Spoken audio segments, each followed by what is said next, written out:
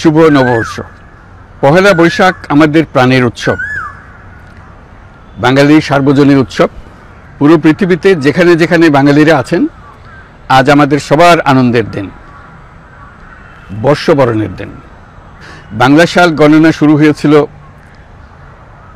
কৃষিকাজের সুবিধার জন্য, ফসলি সন হিসেবে। এখনও এদেশের কৃষকরা বাংলা তারিখের হিসেবেই বীজ বোনেন, ফসল তোলেন। বাংলা নববর্ষের এক অবিচ্ছেদ্য অংশ হালখাতা।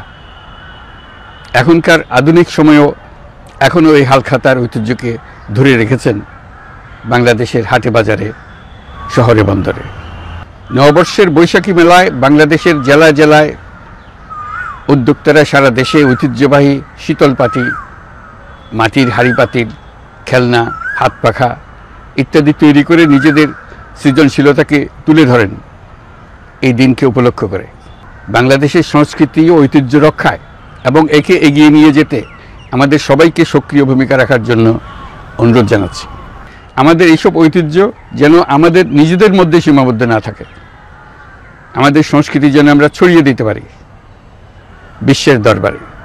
বছরের এই দিনটিতেই আমরা সুযোগ পাই আমাদের সুদীর্ঘ ঐতিহ্যকে নতুনভাবে নতুন প্রজন্মের কাছে উৎসবমুখর পরিবেশে তুলে ধরতে এবং পৃথিবীর সামনেই তুলে ধরতে।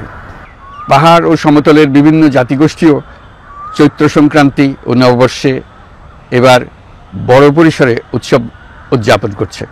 পহেলা বৈশাখ সম্প্রীতির দিন, মহামিলনের দিন, আজ সবাইকে আপন করে নেওয়ার দিন। এবারের নববর্ষ নতুন বাংলাদেশের প্রথম নববর্ষ। আসুন আমরা বিগত বছরগুলোর গ্লানি, দুঃখ, বেদনা, অসুন্দর ও অশুভকে ভুলে গিয়ে নতুন প্রত্যয়ে, নতুন উদ্যমে সামনের দিকে এগিয়ে চলি। চলুন নতুন বাংলাদেশ গড়ে তুলি। ২৪-এর গণ অভ্যুত্থান আমাদের সামনে বৈষম্যহীন বাংলাদেশ গড়ে তোলার সুযোগ এনে দিয়েছে।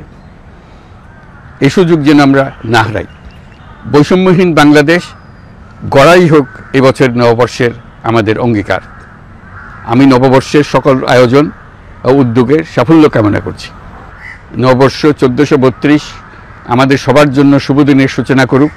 নববর্ষ আমাদের সকলের জন্য নতুন ও গভীর আনন্দের উন্মোচন করুক, এই কামনা করছি। সবাইকে আবারও আমার নববর্ষের শুভেচ্ছা ও সালাম জানাচ্ছি। আসসালামু আলাইকুম। মহান আল্লাহ আমাদের সহায় হন। আল্লাহ হাফিজ।